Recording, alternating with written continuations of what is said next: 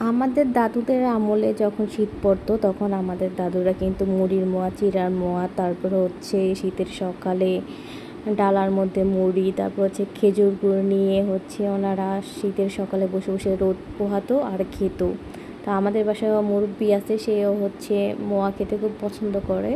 তো প্রায় সময়তে আমরা শীতের মধ্যে মোয়াগুলো বানাই আমাদের বাসায়। যাই হোক, কথা বলতে বলতে তোমাদের সাথে রেসিপিটা শেয়ার করি। যাই হোক, সবাই কিন্তু কম বেশি মোয়া বানাতে পারো, আর কীভাবে মোয়া বানায় সেটাও জানো। আমি হচ্ছে আখের গুড় দিয়ে মোয়া বানাই, এটা সবাই বানায়। তো আখের গুড় হচ্ছে সামান্য পানি দিয়ে জাল করে আঠালো আঠালো ভাব হলে পরে মুড়ি দিয়ে তারপর হচ্ছে মানে মুড়ির সাথে মিঠাইগুলোকে মাখাতে হবে। আঠালো আঠালো হলে পরে এভাবে হচ্ছে পাক দিয়ে নেবেন। তারপর হচ্ছে পাক দেওয়া হয়ে গেলে এটাকে হচ্ছে মোয়া আকারে শেপ করে নিতে হবে। আর ছোটোবেলার স্মৃতি মনে পড়ে যায় এগুলো দেখলে। আমরাও কিন্তু হচ্ছে খেজুর গুড় দিয়ে মুড়ি খেতাম। তো তোমরা কারা কারা পছন্দ করতা, কাদের কাদের বাসার দাদুরা এই মুড়ি দিয়ে খেত, অবশ্যই কমেন্টস করে জানাবা।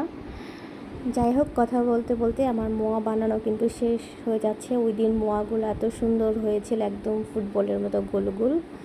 তো এদিকে হচ্ছে সবগুলো মোয়া বানানো শেষ।